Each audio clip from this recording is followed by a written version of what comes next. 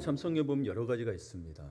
다양하고요, 많이 달라요. 그래서 기도를 하는 거는 정답이 없으나 기도의 목적은 하나님과 늘 하나됨, 이게 굉장히 중요함을 잊지 마시고, 오늘 또 느헤미야 기도를 통해서 여러분의 기도에 또 더 큰 능력이 되기를 바라고, 기도의 내용들이 더 풍성해지기를 바랍니다. 오늘 느헤미야를 보기 전에 이 좀 과정을 좀 배경을 좀 봐야 됩니다. 우선은 뭐냐면 바벨론에 의해 남유다가 멸망했습니다. 그리고 그 바벨론도, 그 위대한 제국의 바벨론도 망합니다. 페르시아에 망하고, 그 뒤에 그 바벨론이 망한 뒤에 포로로 끌려간 사람들이, 그 페르시아가 바벨론 멸망시키면서 그때 또 1차적으로 포로로 끌려간 사람들, 바벨론 끌려간 사람들이 고향으로 돌아오게 됩니다. 그때가 기원전 536년입니다. 그때 첫 번째 오게 될 때 스룹바벨이라는 지도자를 따라서 1차 귀환자가 오게 됩니다. 그때 약 5만 명으로 추산됩니다. 5만 명이 돌아왔다고 하는데, 이들은 돌아와서 뭘 하냐면 주변의 민족들이 끈질긴 방해에도 불구하고 기어코 무너진 성전을 재건하는 데 성공합니다. 방해가 극심했어요. 그리고 80년 뒤, 그로부터 80년 뒤 기원전 458년에 에스라가 두 번째 유대인 집단을 이끌고 예루살렘으로 귀향합니다. 그래서 에스라 다음에 느헤미야거든요. 그래서 에스라까지 보게 되면 느헤미야가 나오는 배경이 나오게 되는데요. 그때 와서 에스라에게 도착해서 보니까 먼저 와서 유대 귀환자들이 성전을 재건해 놨잖아요. 근데 성전을 재건해 놨는데 그 80년 동안에 후손들이 또 태어났을 거 아닙니까? 근데 그들이 또다시 주위에 하나님을 모르고 우상을 섬기는 민족들과 혼인해서 말할 수 없는 타락과 부패와 자포자기의 삶을 살아가고 있었습니다. 비참하게 살고 있었어요. 이에 에스라는 자기 민족이 이렇게 비참하고 그리고 위기에 처한 이유는 하나님의 말씀을 잊어버리고 산다는 데 있다고 판단하고, 예레미야는 백성들을 다 모아놓고 피를 토하는 심정으로 하나님의 말씀, 율법서를 낭독합니다. 그리고 제사장과 레위인을 차려서 함께 또 말씀을 가르치도록 하게 되죠. 그렇게 하나님의 사람 에스라는 70년간의 포로 생활로 잊혀진 하나님의 말씀을 다시 가르쳐, 70년 동안 포로 생활이 있었으니까 전혀 몰랐던 거예요. 그러다가 다시 가르쳐 자기 민족이 철저한 회개를 통해 부흥과 회복을 체험하도록 노력했습니다. 그렇게 예루살렘의 리더십 아래 영적 부흥을 체험한 유대인들은 이제 예루살렘 성벽을 재건할 필요성을 또 느끼고 재건하기 위해 필사적인 노력을 기울였지만 주위의 수많은 반대자들로 그 견제로 말미암아 번번이 실패를 거듭했습니다. 그러니까 예루살렘 성벽은 참 중요합니다. 이 예루살렘이 왜 성벽이 중요한가? 사진 한번 보실래요? 보게 되면 예루살렘이 이 모양으로 되어 있어요. 근데 이 예루살렘 제가 높이 있어요. 주변은 낮고. 그러니까 성벽이 없으면 절벽과도 같아요. 근데 성벽이 생기면 뭐예요? 견고한 요새입니다. 무너뜨리기가 쉽지 않습니다. 샘도 안에 있어서 샘으로 물이 있기 때문에, 그러니까 여러분 요세푸스도 예전에 요세푸스 기록서에 보게 되면 로마 디도 장군도 보면 바로 쳤던 게 아니라 여기를 고립시켜서 음식도 없이 해서 굶어지게 하면서 사실 고립시켜서 멸망시킨 겁니다. 성벽이 있으면 함락이 어렵습니다. 그런데 성벽이 무려 포로 생활 70년, 그리고 그 이후에 성전을 재건했지만 150년 동안을 성벽 없이 지내게 된 거예요. 그러면 얼마나 외국 사람들이 공격했겠어요. 그리고 이것에 사는 것들이, 이 성벽이 그것의 사람들의 생존을 보장해 주는 중요한 보복 역할을 했죠. 그렇죠? 그리고 성전을, 이들에게 여기에 성전이 있는데 성벽을 쌓았다는 것은 어떤 의미냐면 신정 정치잖아요. 유도민족은. 그러니까 그들에게는 이 성전을 둘러싼 이 성벽이 정치적 자주권이 있음을 보여주는 것이기도 합니다.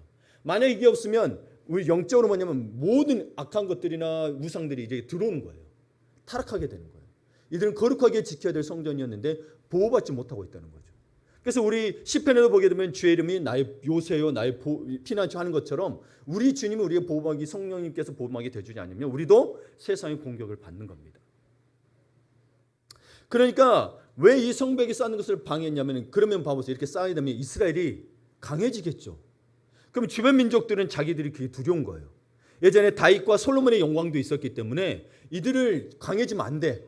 그러니까 성벽 재건하는 건 방해를 했으나, 재건하는 건 방해했지만 만들어지게 좀 놔뒀으나 성벽은 깊이 결석하고 막는 거예요. 못 지어지도록. 성벽은 언제든지 자기들이 쳐들어올 수 있도록. 그냥 곳곳에서 올라오면 되잖아요. 경사가 졌더라도 곳곳에서 올라오면 이건 숫자만 많으면 속수무책입니다. 그러니까 어떻게든 성벽만 쌓는다 소리 들리면 가서 무너뜨리고 사람 죽이고 무너뜨리고 사람 죽이고 하는 거예요. 그러니 여러분 이스라엘 민족들이 그 성벽을 쌓지 못하고 어찌 보면 그러다 보니 주변 국가들과 우상 숭배를 하게 되고 그렇게 된 것도 있습니다. 그러니 성벽을 쌓는 것은 굉장히 중요한 일이었어요. 예.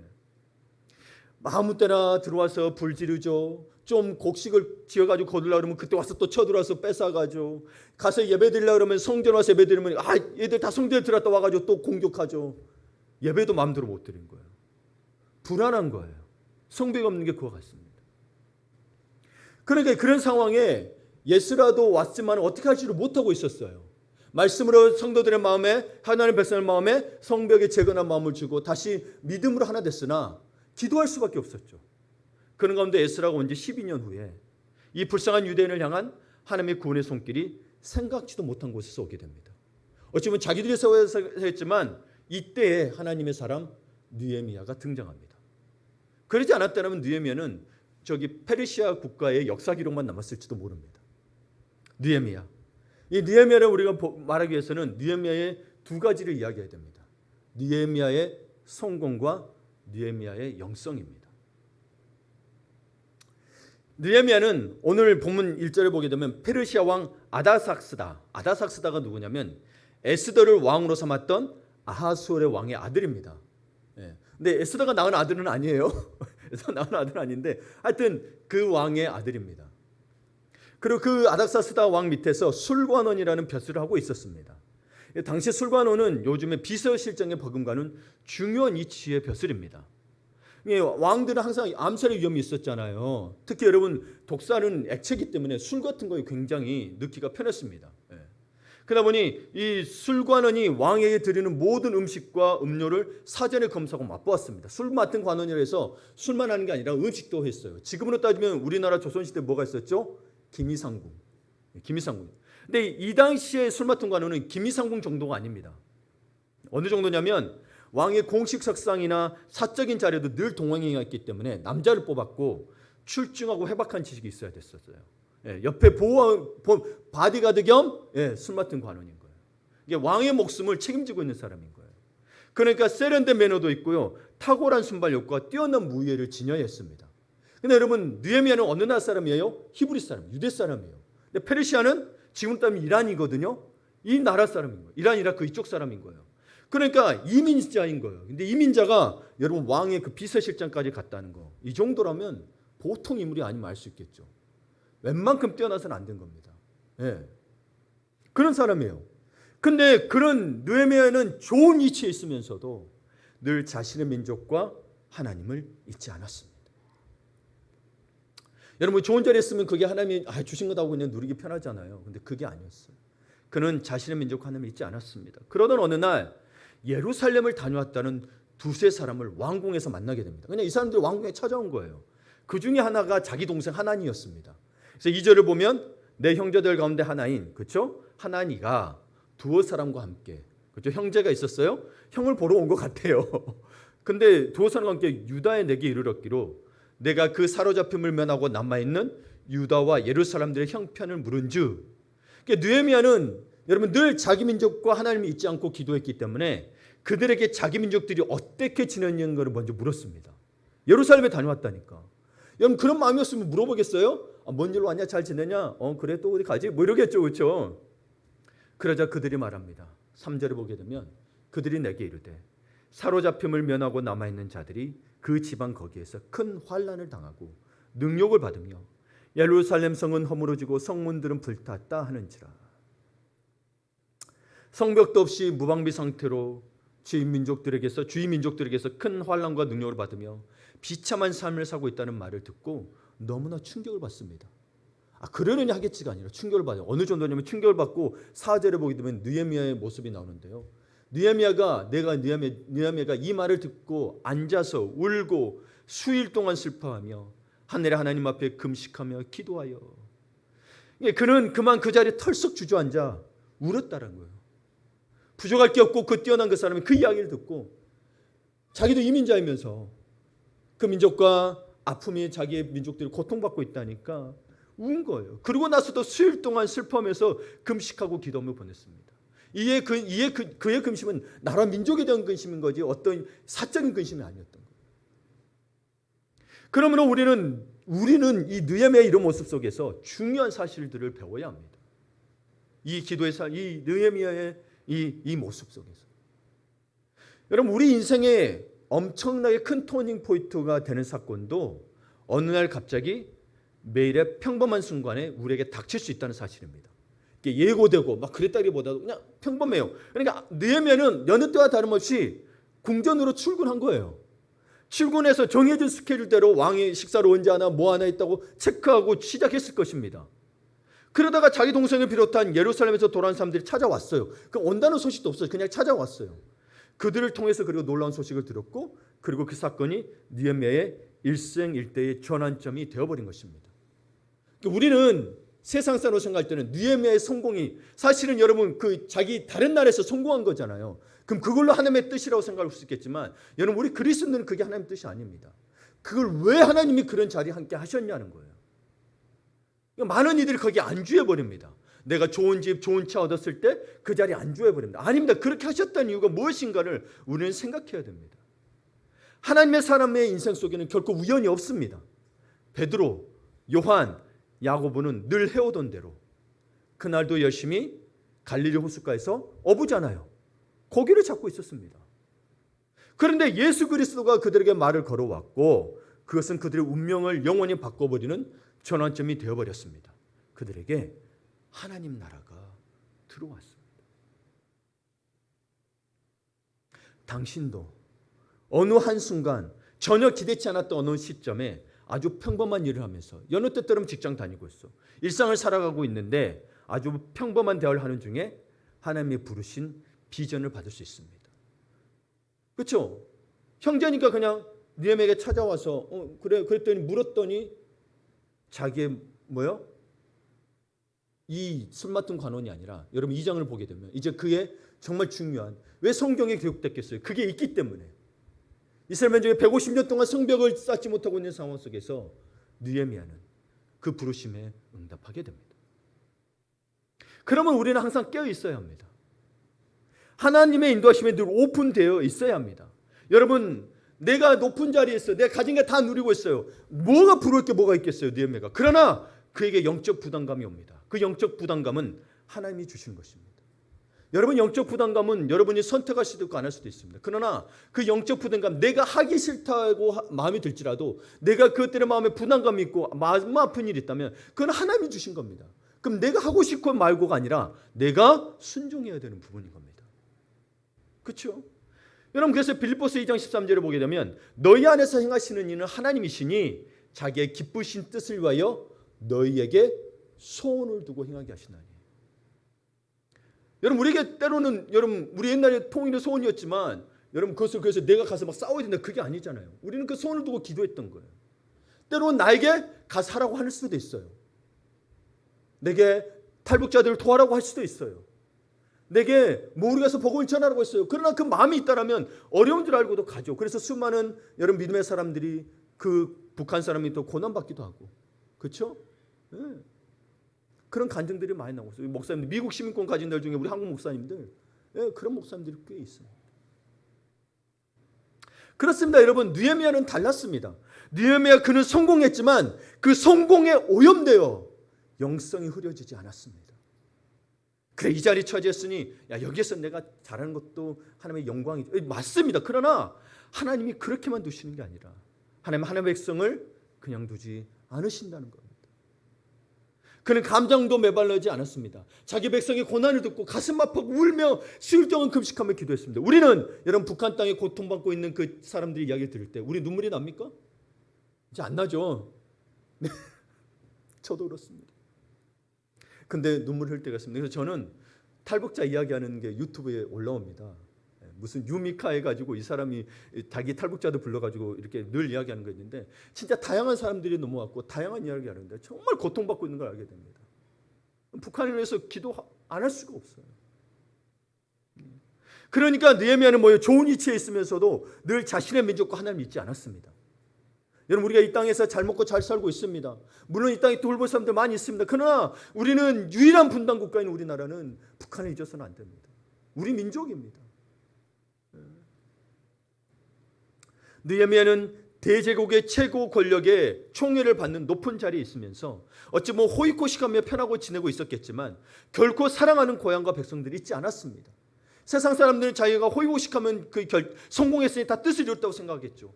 그게 아닙니다. 좋은 집 좋은 차가 결코 마지막이 아닙니다. 믿는 자에게는 하나님이 그렇게 주셨다면 하나님이 여러분을 통해 하실 일이 있음을 기억해야 합니다. 예. 그래서 여러분, 우리도 북한 땅에 대해서, 여러분 느헤미야가 말해봐요. 느헤미야도 자기가 몰랐다고 핑계할 수 있겠죠. 그러나 여러분, 우리도 북한 땅이든 다른 이웃에 대해서든 선교지에 대해서든, 우리 뒤에 선교지도 여러 가지 붙어 있습니다. 네팔도 붙어 있고 말레이시아 선교사님도 붙어 있고 한국으로 오신 선교사님도 붙어 있습니다.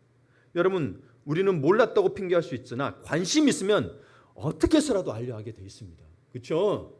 어떻게 해서든 어디, 여러분, 이게 언제 값이 오를지 아파트든 땅값이든 알아보려고 합니다.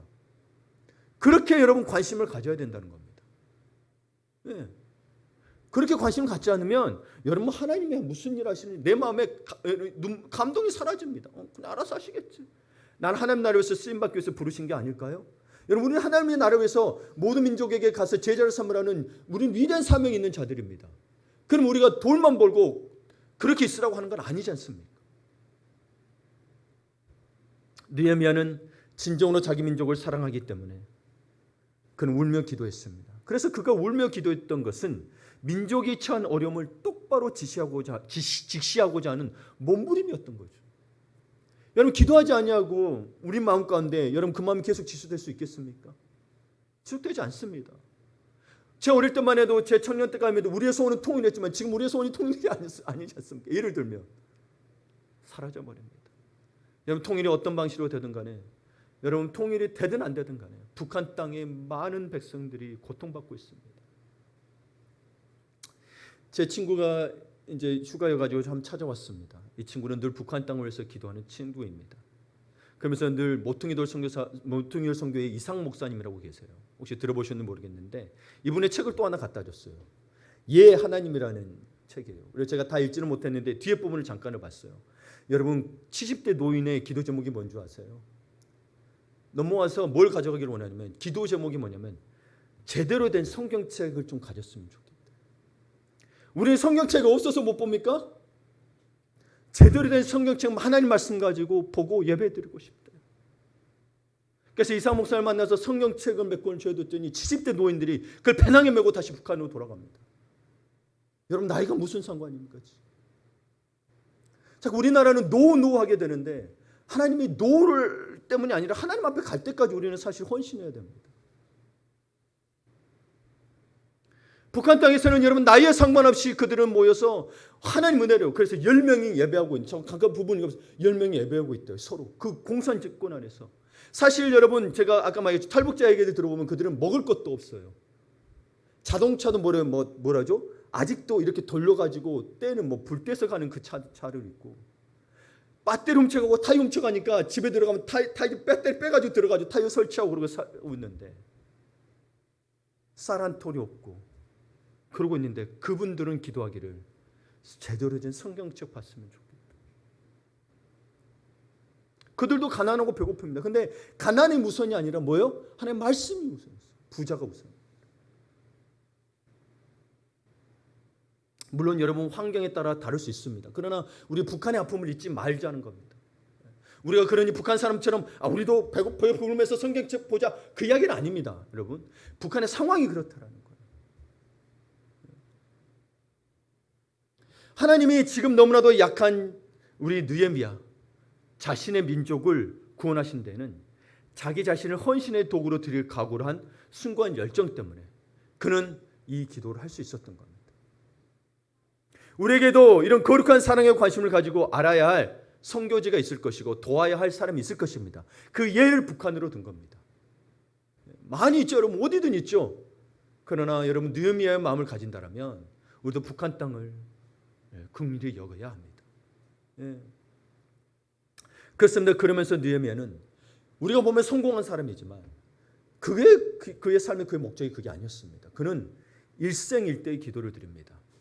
몇 날 며칠 잠 못 이루며 곡기를 끊고 괴로워하던 느헤미야는 마침내 하나님 앞에 일생일대의 기도를 드립니다. 그게 5절부터 11절입니다. 짧게 나와 있지만 그는 몇 날 며칠을 사실 기도한 겁니다. 그 내용을 함축해서 그냥 글이니까 이렇게 함축해서 한 겁니다.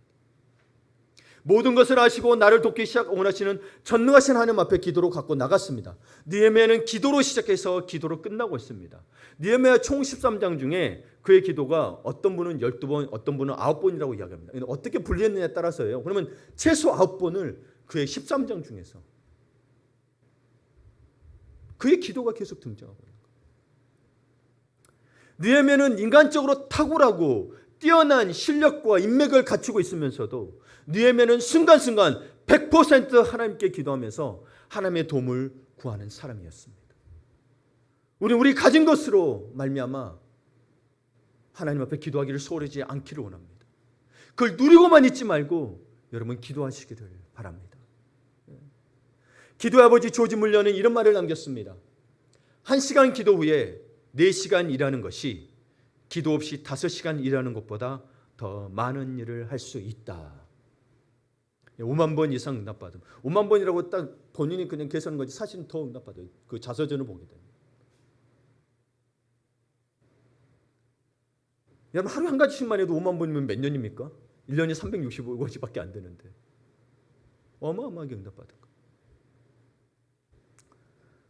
우리가 일할 때는 우리가 일할 뿐이지만 우리가 기도할 때는 하나님이 일하십니다.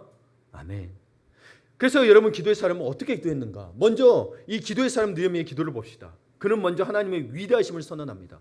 5절에 보게 되면 하늘의 하나님 여호와 크고 두려우신 하나님이여.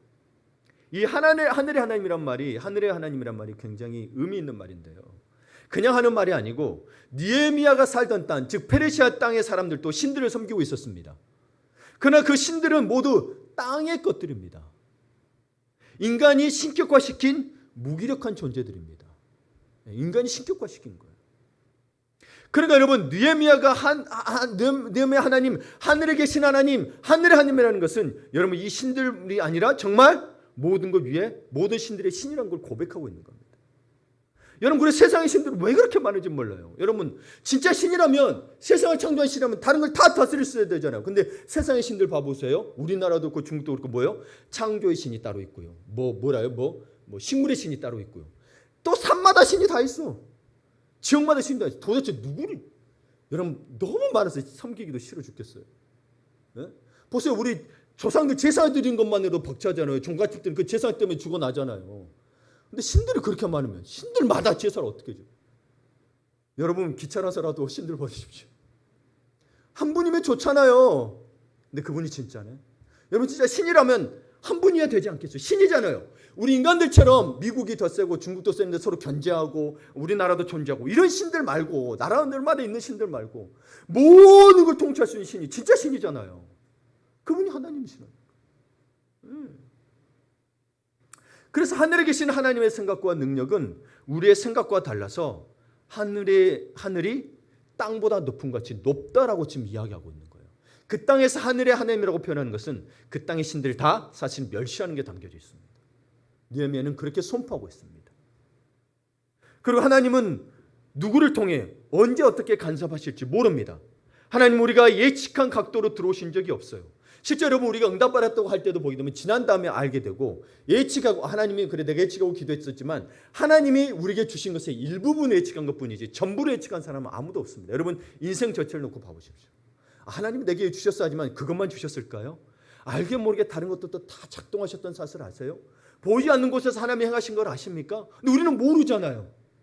그냥 결론적으로 하는 겁니다. 그게 우리의 한계예요.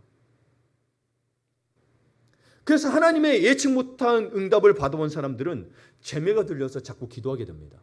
이걸 모르는 분들은 기도하지 않아요. 하나님을 믿고 하는 거거든요. 그냥 하나님을 믿는 거예요. 어떤 결과든 간에 내가 바랬던 바가 안 됐다고 해서 안 된 게 아니라 뭐예요? 가장 좋은 것으로 늘 주시더라는 거죠. 네. 그 다음에 뭐냐면 하늘의 하나님, 크고 두려우신 하나님. 영어로 보게 되면 Great and Awesome God 되어 있습니다. Great, 위대하다는 거죠. awesome. 여러분 미국에서 여러분 우리나라 사람들은 나이스 말을 많이 쓰는데 제가 미국에 있을 때 보게 되면 이 젊은 사람들이 가장 많이 쓰는 말이 awesome입니다.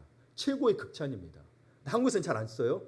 awesome이 뭐냐면 야 굉장히 멋지다. 야 너 대단하다. 이게 awesome이에요. 굉장히 좋은 말입니다. 영국 사람들은 뭐를 많이 쓰는지 아세요? gorgeous. gorgeous 많이 써요. 근데 미국 사람들은 어썸을 많이 씁니다. 그러니까 위대하고 굉장히 멋진 하나님이라고 지금 번역하고 있어요. 우리는 크고 두려우시는 되는데 영어로 뭐예요? Awesome God 이렇게 됩니다. 와, 정말 위대하고 굉장하신 멋진 하나님. 느헤미야는 이렇게 고백하고 있는 거예요. 여러분, 신앙생활의 엔진은 예배입니다. 예배의 핵심은 하나님의 하나님 되심을 보는 것입니다. 오늘 내 상황이 힘들어서, 요즘에 문제가 많아서, 세상이 강해서 그래서 우리가 헤매는 게 아닙니다. 왜 헤매는지 아세요? 문제나 이게 커서가 아니에요. 왜냐하면 하나님에 대한 깊고 강렬한 묵상이 없어서 그렇습니다. 이게 어떤 일이 발생이 되냐면 하나님이 작아 보입니다. 그래서 세상이 커 보여요. 세상의 문제, 내게 닥친 문제가 더 커 보여요. 저거 권력 잡은 자가 하고 있으니 나는 못해. 나는 못하죠. 근데 하나님까지 작게 만들어버려요. 그러니까 두려운 겁니다. 예. 그러니까 헤매는 겁니다. 그러니까 믿어도 왔다리 갔다리. 여러분, 하나님 예수 그리스도 그 이름만으로도 온 우주를 덮는 능력입니다. 아멘. 그 이름만으로 여러분 나의 모든 산성이 되십니다. 근데 그 이름이 크지 않아요. 내게 그냥 이름만으로 존재해요. 그러니까 어려움이 닥치면 나는 헬렐해져 버려요. 그러면 세상이 큰 거예요? 하나님이 큰 거예요? 여러분 그걸 점검하셔야 됩니다. 그러니까 여러분, 느헤미야는 하나님이야말로 크고 위대하고 멋지신 분임을 인정하고 있습니다. 이런 사람에게는 거룩한 백장이 생겨서 세상이 별거 아니게 보이는 겁니다. 그러니까 2장에 보게 되면요, 왕 앞에 나가서 자기가 이렇다는 것들 담대히 전하고 도와달라고 합니다. 근데 그러기 전에 기도해요. 될까 안 될까 염려하는 게 아니에요. 하나님을 믿으니까 되고 안 되고는 주님께 맡기는 거예요. 그러니까 여러분, 우리 인생의 돌파구는 당신의 하나님을 보는 시각, 하나님에 대한 묵상, 하나님에 대한 믿음에 달려 있습니다. 예. 그러니까 여러분, 우리가 진짜 하나님 믿는다고 했을 때는 여러분, 옛 습관을 버리지 않고, 우리 교회 안에 믿음 안에 발 담갔잖아요. 근데 옛 습관을 안 버렸다. 그럼 양다리잖아요. 하나님 믿는 게 아니라니까요. 많이들 착각합니다. 저 교회 다니잖아요. 근데 하나님 안 도와주세요. 아니, 그게 하나님 믿는 게 아니에요. 회개는 돌이킴이고, 회개하는 자는 반드시 뭐요? 옛 습관을 버리라고 돼 있단 말이에요. 그러니까 여러분, 우리가 또 그러다 보니 여러분, 우리가 언제 하나님을 의지하지 못하면 어떤 문제가 발생이 되냐면 문제를 깊이 묵상합니다. 내게 닥친 문제가 왜 그럴까? 나는 왜 이런 일만 당할까? 여기에만 집중하게 됩니다. 그래봐야 스트레스만 늘더라고요. 저도 해봤는데 스트레스만 늘어요. 네, 스트레스만 늘어 머리털 더 빠지고, 보세요, 흰머리만 더 많아졌죠. 저도 애들이 아빠 왜 이렇게 흰머리가 많아졌어요? 여러분께 문제는 잠깐 보고 하나님을 깊이 묵상하기를 바랍니다. 문제는 닥쳤을 때 생각해야죠. 근데 그거에 자꾸 하다 보면 내가 해결해야 되고 누구 만나야 될 것 같고 막 그 고민하잖아요. 내가 여기 안 나가면 잘릴 것 같고 이런 생각한단 말이죠. 아니요. 하나님을 깊이 묵상하십시오. 하나님 인도하십니다. 그래서 필립 브룩스라는 분은 이런 기가 막힌 말을 했습니다.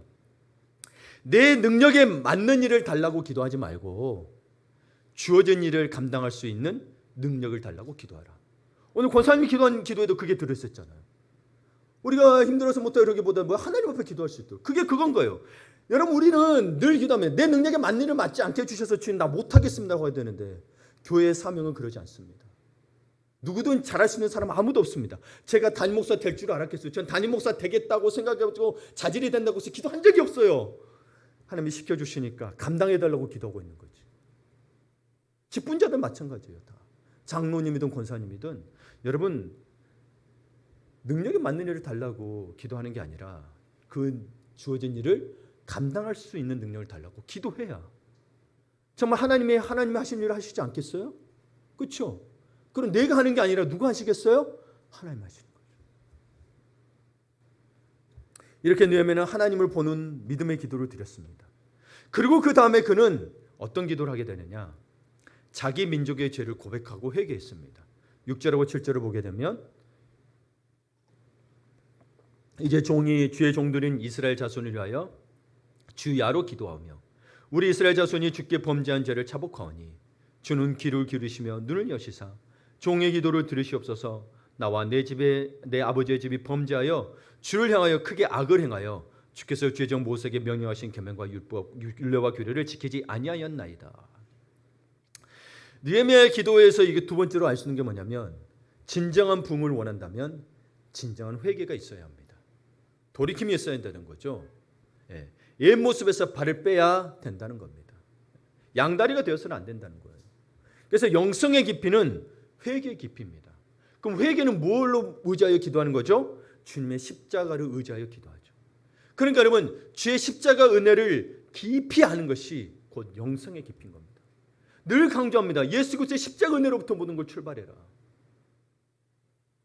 그래서 모든 기독교의 위대한 영적 거인들은 가슴 깊은 참회록을 다 썼습니다. 오늘 이 기도가 느헤미야도 그때 쓴 건 아니지만 그의 참회록과 같습니다. 그래서 어떤 참회록이냐면 느헤미야는 하나님께 불순종하고 죄에 빠진 자신의 민족에 자신을 포함시켰습니다. 그래서 6절 끝부분에 보게 되면 나와 내 아버지의 집이 범죄하였다고 했습니다. 나와 내 집이. 이게 어떤 의미냐면 여러분 느헤미야가 태어나기 전 그의 조상들이 하나님께 범죄한 거예요. 자기는 그런 죄를 지은 적이 없어요. 근데 자신을 열애하지 않고 자신의 민족과 함께 하나님 앞에 엎드려 회개하고 있습니다. 우리 그리스도인들은 세상 사람과 다릅니다. 구별되었던 것 중에 하나가 뭐냐면 교회 안에서 저 사람이 잘못했더라도 나는 잘못 없어 그게 아니라 같이 아파하고 회개하는 것입니다. 이게 없다라면 여러분 영성이 깊어지지 않습니다. 주님의 마음이 십자가의 마음이 없는 거예요. 많은 이들이 그래서 우리는 또 깨끗해져야 되니까 자꾸 나는 잘못 없는 것처럼 할 때가 참 많습니다. 저 사람에게 책임을 넘길 때가 많습니다. 물론 저 사람이 100% 잘못했을 수도 있습니다. 그러나 같이 아파하고 같이 회개해야 된다는 것입니다. 그게 공동체의 모습입니다. 네. 여러분 왜 그러냐면 지상의 모든 교회는 주님의 몸이라니까요. 그렇죠? 우리 교회에 대해서 이야기하잖아요. 몸이잖아요. 그러면 그리스도의 피로 연결되어 있는 한 형제 한 자매인 겁니다. 어떤 교회가 어떤 그리스도인이 잘못해서 벌을 받거나 욕을 먹으면 우리도 함께 회개하고 하나님의 용서를 구할 일입니다. 우리나라는 썩었다, 소망이 없다 하면서 비난만 하고 있을 것이 아니라 우리 민족의 죄를 내 죄처럼 가슴에 안고 회개하며 기도해야 하지 않을까요? 특정 정당에 대해서 우리는 속해야 되는 게 아니라 나라 전체를 놓고 기도하고 아파해야 합니다. 느헤미야가 바로 그런 사람이었습니다. 끝으로 느헤미야는 겸손하고 지속적이며 조금 구체적인 기도를 했습니다. 11절 함께 읽습니다. 함께 읽어볼까요? 11절입니다. 우리 성경을 보고 같이 읽도록 하겠습니다. 주여 구하오니 귀를 기울이사 종의 기도와 주의 이름을 경외하기를 기뻐하는 종들의 기도를 들으시고 오늘 종이 형통하여 이 사람 앞에서 은혜를 입게 하옵소서. 여기까지. 여기 보게 되면 여러분 하나님은 우리가 생각하는 것보다 훨씬 많은 경건하고 질신한 하나님의 사람들을 이 땅 곳곳에 숨겨놨던 것을 알 수 있습니다. 그래서 느헤미야도 기억하죠. 종의 기도와 주의 이름을 경외하기를 기뻐하는 종들의 기도를 들으시고 돼 있죠. 그러니까 여러분만 기도하는 게 아니고 여러분과 같이 숨어서 기도하는 자들이 있다는 거예요. 엘리야 시대에 7,000명의 구루터기처럼 있다라는 거예요. 함께 기도하는 자들이 있다는 것입니다. 있으니 나는 안 해야 될까요? 아니죠. 나도 거기에 동참해야 된다는 거죠. 그래서 여러분 이 11절을 읽고 2장으로 느헤미야 2장 가서 2장을 읽고 나면요. 이 11장이 느헤미야가 자신을 파송하고 있다는 기도임을 알게 됩니다. 자신 스스로 파송 기도를 해요. 11절 끝에 가서 이런 말입니다. 오늘 종이 형통하여 이 사람들 앞에서 은혜를 입게 하옵소서 하였더니 그때 내가 왕의 술관원이 되었느니라. 이게 이 사람들 앞에서 은혜를 입게 하옵소서 하였나니 이 말이 뭐냐면 여러분 이 사람들이라고 돼 있는데 사실은 여러분 그 11절 옳게 보게 되면 지금 다시 번역서를 보게 되면 히브리 원어는 단수로 되어 있습니다. 근데 한국 성경이 복수로 번역해 놓은 거예요. 히브리어는 단수로 되어 있습니다. 이 사람이라고. 예. 히브리어를 좀 그 당시 이제 잘못 보고 해석한 부분이 있긴 했는데 이 사람은 누굴 말하냐면 아닥삭스당 왕을 말합니다. 그래서 이 장에서 보게 되면 왕 앞에 가서 저 이렇게 해야 됩니까? 이렇게 나오는 장면이 나오게 됩니다. 봐보세요. 예. 왕이 허락을 맡아요. 그래서 이 사람 앞에서 이 사람들이 하지 마시고 이 사람 앞에서 은혜를 입게 하옵소서 하였다니 이렇게 되어 있는 거예요. 예. 여러분 고쳐놓으세요. 히브리 원어는 단수로 되어 있습니다. 예. 그러니까 여러분, 오랜 세월 동안 하나님의 백성을 위해 기도해 왔고, 그는 민족을 위해 헌신하기 위해서 현실적으로 왕의 허락이 필요함을 알았기에 이 왕의 허락을 받도록 하나님께 은혜를 믿게 해달라고 요청했습니다. 그러니까 여러분, 우리 기독교인들은 여러분 하나님의 명령을 받았으니 내가 속해 있는 것을 무시하고 그래 그냥 나가면 돼, 그게 아니에요. 예. 하나님 앞에 기도하고 그 사람을 은혜를 입어 내가 하나님 나라를 위해서 갈 수 있도록. 예. 하나님의 사역에 대한 부분이 사역에 대해서 이야기하는 거예요. 예. 그러니까 여러분, 우리의 헌신은 우리 열정만으로 훅 밀고 무대뽀로 나가는 게 아닙니다. 많은 이들이 예전에 무대뽀였는데 성경을 아무리 봐도 하나님 무대뽀가 아니에요. 왜? 하나님은 질서의 하나님이시라. 무대뽀가 아니에요. 네. 아니 내게 응답을 주셨어, 내가 이렇게 해야 돼, 그게 아니고 여러분 주변부터 하나둘씩 해서 하나님의 사람으로서 하나님께 영광을 돌려야 될 거 아닙니까? 무대뽀로 불리는 건 좋은 게 아닙니다, 여러분. 네. 그러니까 하나님이 주시는 지혜의 방법이 필요하다는 거죠. 그러니 하나님의 이 사람 앞에서 은혜를 입게 하옵소서라고 이야기하고 있는 거예요. 기도하고 있는 거예요. 느헤미야는 페르시아 왕궁의 고위직에 있는 자신이 움직이려면 왕의 허락함이 필요함을 알았던 거죠. 그러니 여러분, 느헤미야, 즉 우리 이 시대는 기도하는 사람, 우리는 기도하는 사람입니다. 기도하는 사람에게는 하나님의 사명을 실천하는 방법과 지혜가 보이게 됩니다. 기도하지 않으면 자기 방식대로 하게 돼 있습니다. 하나님의 지혜가 안 보여요. 그러니까 두렵던 거예요. 내가 어떻게 해야 될지만 늘 걱정하고 있는 거예요.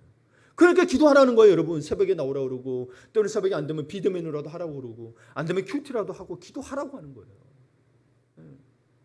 하나님을 모르는 왕을 통해서도 하나님은 당신의 백성을 구원할 무대를 만드십니다. 그래서 이 왕이 은혜를 입게 하였더니 왕이 조서를 들고 가게 되면서 여러분, 그래서 허락받고 가게 되고 가면서도 통과하게 되는 거죠. 왕이 조서가 없으면 통과를 못해요. 이민자이기 때문에. 아무리 높은 관원이라도. 네. 그런 여러분, 사실 하나님의 부르심에 순종한다는 것은 쉬운 일이 아니지만은 순종해야 합니다. 여러분, 어떻게 순종해야 되느냐? 어느 정도까지 순종해야 되느냐? 어떻게 사명을 감당해야 되느냐? 김우영 감독이라는 분이 계십니다. 방송에서 일하시던 분이 있는데 이분이 팔복 시리즈 책을 썼어요. 네, 제가 3권까지 쓴 걸로 알고 있어요. 오래됐는데 그 다큐북 두 번째에 애통하는 자는 복이 있나니에 카자흐스탄의 젊은 선교사님 이야기가 나옵니다. DVD도 보면서 정말 저는 눈물을 많이 흘렸습니다. 너무 가슴 아팠어. 이 카자흐스탄에서 이 한 젊은 선교사님이 사랑하는 아내를 이 괴한들의 총탄에 있습니다. 선교로 왔는데 그 사람들에게서 나쁜 일 한 적도 없는데 아내가, 이분이요 힘이 없는 게 아니고 태권도 4단 이상입니다. 굉장히 이 주복도 이러고 그런 분인데, 근데 그들을 복수하지는 않았습니다만은 한국에 돌아와 큰 슬픔에 잠겨 있었습니다. 얼마나 마음이 애통하겠습니까? 그런데 그는 다시 엄청난 슬픔을 딛고 다시 카자흐스탄으로 돌아갔습니다. 들어갔어요. 그리고는 선교원장으로 돌아가서 그곳 사람들에게 말했어요. 나는 이제 당신들에게 선교할 자격이 있다. 나의 가장 사랑하는 아내가 여기서 죽었기 때문이다. 여러분, 저는 생각했습니다. 사명의 길은 저런 마음이 있어야 되는 거야. 여러분, 교회에서 누가 내 마음을 아프게 할 수 있고 힘들게 할 수 있죠. 그러니까 에이 더러워서 그만둬야지. 내가 그렇게까지 해야 되나가 아니라, 그러니 내가 죽어가면서 거기에 사명을 버리지 않냐. 그러니 내가 더 하나님의 부르심의 사명에 순종할 수 있는 명분이 더 생긴다라는 거예요. 근데 우리는 봐보세요. 세상 사람이 똑같이 힘들면 사표 쓰는 것처럼 교회도 힘들게 하면 그냥 내가 그만 내려놓을게 잃어버려요. 이게 어찌 믿는 사람들이란 말입니까? 여러분 생각해 보셔야 됩니다. 정말 우리 모두에게는 각자 하나님께서 부르신 자리가 있습니다. 느헤미야는 지금까지 많은 노력으로 성공했지만 이제 그 성공의 힘을 이용해서 하나님의 일을 해야 할 시점이 되었음을 알았습니다. 자신이 지금껏 쌓아올린 모든 것을 걸고서 해야 되는 일. 우리는 지금까지 다 쌓아올린 것들이, 그렇죠? 우리 노후를 쌓는 일도 결국은 나를 위해서 쌓는 거잖아요. 하나님 위해서 쌓는 분은 계시나요? 그 모든 것을 걸고. 여러분, 느헤미야는 그것을 오게 되면 자기 노후가 보장되지 않아요. 와서 또 어떤 일이 될지 몰라요. 여러분, 이제 어느 정도 성공의 자리에 서 있나요? 정말 수고하셨습니다. 이제 그 힘을 하나님이 쓰시길 원하십니다. 느헤미야처럼. 숨어 계시지 마십시오. 피하지 마십시오. 하나님이 주신 거잖아요. 여러분 하나님이 다 주셨다고 고백하셨잖아요. 그렇기 때문에 여러분의 가진 힘이 강한 힘일수록 바른 목적을 위해 쓰여야 합니다. 엎드려 느헤미야처럼 공동체를 위해 진정으로 교회 공동체, 민족 공동체를 위한 기도를 드리는 것으로 시작하시는 것은 어떻겠습니까? 지금까지 했던 게 여러분이 잘못했던 게 아닙니다. 근데 하나님의 관점에서 보자는 거예요. 여러분의 노후를 위해서 준비하는 것도, 여러분의 쌓아올린 모든 것들이 왜 하나님이 주셨을까? 이제는 느헤미야처럼 문제가 아닌 하나님을 깊이 묵상하는 삶이 되기를 기도합시다. 진정한 회개로 영적 붕의 문을 여는 기도를 합시다. 겸손하되 실질적인 것을 드리는 기도를 합시다. 그리고 미루지 말고 자신의 사명을 감당하는 헌신의 삶을 살기를 기도합시다. 아멘.